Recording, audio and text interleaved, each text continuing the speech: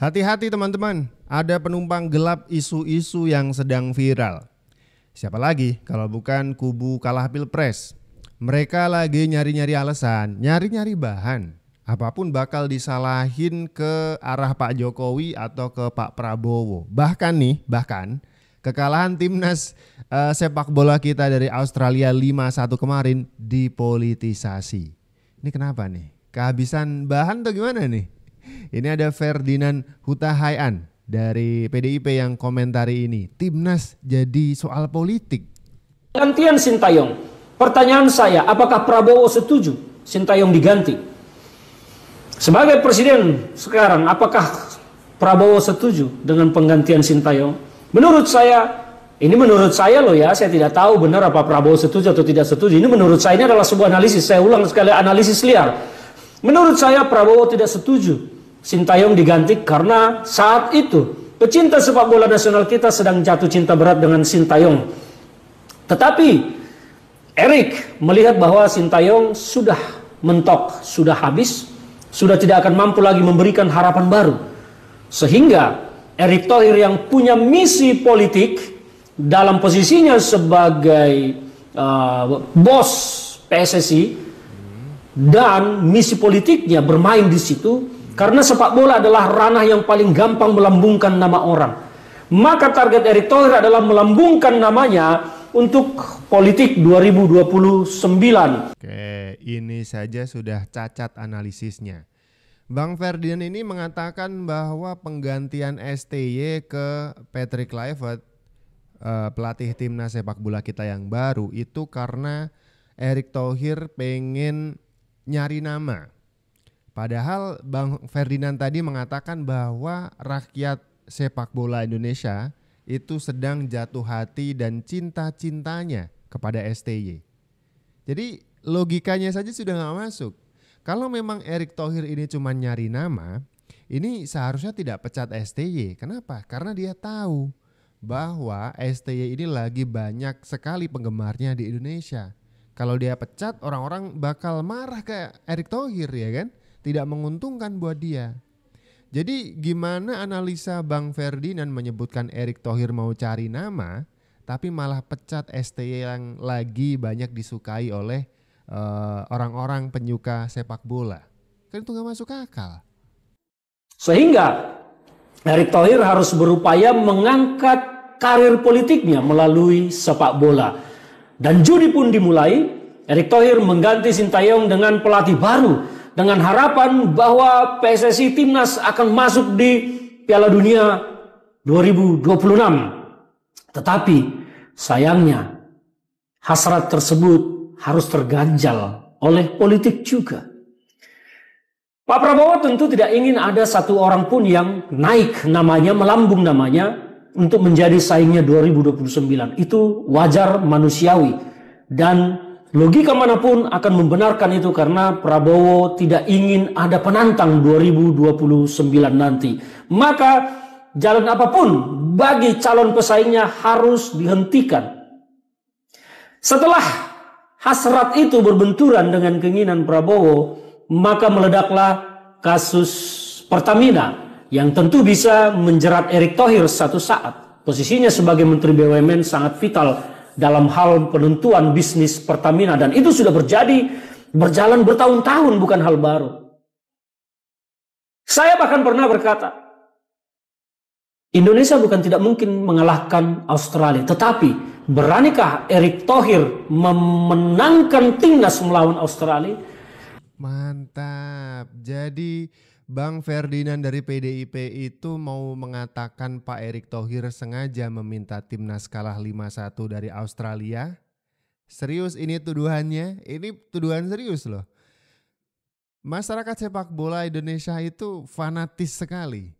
Jadi kalau misalkan tuduh-tuduh begini bahaya ini. Alih-alih PDIP itu apa istilahnya, memanen dukungan, justru jangan-jangan ini bakal dihujat Bang Ferdinand ini. Karena apa? Kalau sampai timnas naik, maka saya katakan Erick Thohir akan dipanggil oleh penegak hukum. Harus dihentikan semua. Inilah langkah politik. Maka Kalau kita mendengar kemarin, banyak yang bertanya-tanya di mana Erick Thohir saat timnas berhadapan dengan Australia. Kabarnya Erick Thohir berada di Yunani, bukan di Australia. Meskipun ada beredar video Erick Thohir seperti nangis di pojokan menonton bola, itu informasi yang saya dapat bukan di Australia, karena Erick Thohir tidak berada di Australia, tapi berada di Yunani. Ya itulah, maka rentetan ini Erick Thohir yang... Sebentar. Sebagai pendukung timnas, saya juga sedikit banyak mengikuti kabar timnas ya. Jauh-jauh hari Erick Thohir sudah mengatakan, atau mungkin jarak 1-2 hari sebelum tanggal 20 lawan Australia, waktu itu di kandang Australia di Sydney Football Stadium, Erick Thohir sudah mengatakan bahwa dirinya ada halangan dan ada perwakilan dari PSSI sebagai wakil dirinya untuk hadir di Stadion Sydney Football Stadium. Sedangkan dari Menpora Dito dan juga wakil pemerintah kalau tidak salah yang lain juga ada, itu hadir di Sydney Football Stadium. Itu tidak mendadak. Erick Thohir sudah mengatakan dirinya tidak bisa, bukan tidak mau, tidak bisa hadir di Sydney Football Stadium. Ketidakhadiran Erick Thohir kenapa jadi politis sekali? Ini orang-orang PDIP nyari-nyari alasannya jauh banget nih. Mau nyari alasan sampai ke timnas sepak bola. Kreatif sekali ya. Yang mana lebih cocok jadi menduduki ketua umum? Puan. Karena Puan saya lihat sendiri, saya sebagai saksi perjalanan politik. Kalau di kunker-kunker saya suka kadang ketemu, kan saya PRI waktu itu. Dia kan udah PDIP gitu. Jadi dia memang tokoh lapangan gitu loh. Dia tokoh lapangan dari bawah. Kalau Bu Mega pun lebih setuju Puan gitu. Saya kira demikian, karena kan PDIP dibentuk oleh pendirinya ya. Salah satunya adalah bapaknya Puan. Yaitu Pak Taufik gitu. Jadi pastinya lah ada pesan-pesan tersendiri deh kepada istri gitu ya. Kenapa tidak Prananda? Apa alasannya itu? Kalau Prananda saya nggak pernah lihat dia dari bawah. Dia bukan seorang tokoh DPP yang berpengalaman dari bawah ya. Gitu. Saya aja jadi agak kaget gitu ketika lo kok totonya udah DPP gitu. Menarik. Sesuai dengan tema yang sedang kita bahas nih teman-teman, para penumpang gelap. Orang-orang yang tidak mau semuanya berproses dengan natural, alami, atau bahkan proses politik yang fokusnya membangun bangsa. Tapi ada beberapa penumpang gelap yang pengen cuman naik kendaraan politik ini untuk kepentingan dirinya dan golongannya. Kalau misalkan kita melihat langkah politik, langkah catur politik dari Puan Maharani dan juga Prananda Prabowo, ini kan orang-orangnya Puan dan orang-orangnya Prananda sangat berkebalikan 180 derajat. Kita bandingkan orang-orang orang-orang Prananda itu macam Hasto, macam Deddy Sitorus, kemudian ada Adian, dan orang-orang yang secara langkah-langkah politiknya cenderung menyukai langkah yang keras, kontroversial, dan juga jauh dari yang namanya rekonsiliasi. Sedangkan Puan Maharani, orang-orangnya ada Bambang Pacul, kemudian juga jubir PDIP yang baru ini kan menarik, langkahnya lebih soft, lebih kemudian bisa tetap berjabat tangan dengan kubu pemenang meskipun PDIP sedang dalam mode dan sedang dalam situasi kalah kan begitu. Tidak koar-koar, tidak menyalahkan, karena kalah ya kalah aja, nanti akan ikut di kontestasi selanjutnya, lebih dewasa secara politik. Nah ini orang-orang yang pengen instan ini sepertinya punya agenda lain. Kenapa mereka selalu menyuarakan soal perpecahan-perpecahan ini? Apa sebenarnya agenda mereka? Tren boykot brand yang terafiliasi dengan artis yang mendukung Capres 02 apakah didasari oleh niat yang murni atau ada orderan dari brand lain untuk menurunkan trust dari kompetitor? Ketika ada aksi listing dan boykot terhadap brand dengan cara yang terkoordinasi, rasanya ada yang mencurigakan. Bisa jadi ini bukan sekadar aksi politis, tapi lebih kepada upaya untuk menurunkan kepercayaan terhadap kompetitor tertentu. Apakah ini mungkin menjadi bagian dari strategi brand lain untuk mengalihkan perhatian dan merusak reputasi kompetitornya? Aksi boykot yang dipicu tanpa alasan jelas, hanya berdasarkan opini publik yang beredar?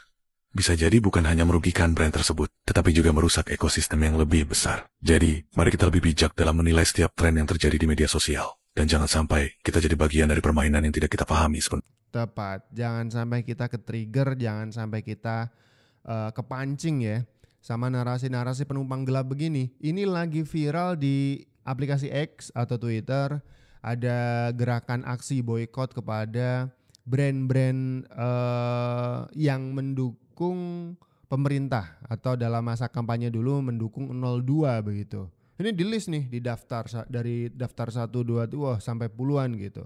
Dengan narasinya mari kita boykot brand-brand ini karena mendukung pemerintah 02. Kan 02 Prabowo Gibran, pemerintahan terpilih secara sah, secara konstitusi kan gitu. Ini narasinya apa lagi nih? Ada orang yang pengen memanfaatkan situasi politik yang sedang panas ini untuk keuntungan mereka pribadi. Kan bisa jadi ada orang sebagai lawan dari brand A menarasikan brand A ini harus kita boykot. Untung buat mereka. Karena orang-orang memboykot brand A yang jadi lawan brandnya.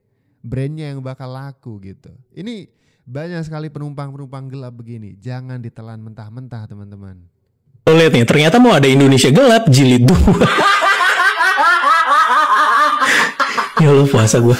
Jadi guys, katanya Indonesia Gelap jilid 2 ini para mahasiswa tuntutannya bergeser dari yang tadinya mengkritik pemerintahan Prabowo sekarang jadi mau melengsarkan presiden dan wakil presiden. Oke, disclaimer dulu ya, gue sebenarnya mendukung mahasiswa yang demo buat kritik atau bersuara. Tapi kalau tujuan demo mahasiswa kalian buat melengsarkan presiden sekarang itu namanya komedi. Kenapa kalian sekarang nggak demo soal pengesahan UU perampasan aset? Soalnya kan sekarang koruptor lagi banyak ditangkepin sama pemerintah. Jadi pas waktunya banyak koruptor yang sekarang lagi ditangkep. Kalau UU itu sah, jadi beneran bisa buat miskin para koruptor. Ini lo malah demo buat melengsarkan presiden. Jelas-jelas presiden sekarang itu lagi ngebuka kasus sama nangkepin koruptor. Jadi kesannya demo kalian ini malah kayak ngebelain dan dukung para koruptor. Jadi campaign Indonesia Gelap menurut gue itu aneh dan cacat logika. Paling gelap itu kan di masa kemarin. Kasus korupsi itu banyak terjadi di masa kemarin. Masa sekarang justru lagi bersih-bersih korupsi yang terjadi di masa kemarin. Jadi buat para mahasiswa, daripada kalian ikutan campaign Indonesia Gelap yang didukung tempe karena lagi tantrum gara-gara USAID di stop, mending kalian bikin Ramadan Core di kampus, naikin hashtag perampasan aset di sosial media, awal pembongkaran kasus korupsi yang lagi dijalanin pemerintah sekarang masih banyak yang lebih bermanfaat. Jadi kan lebih berfaedah dan lebih jelas.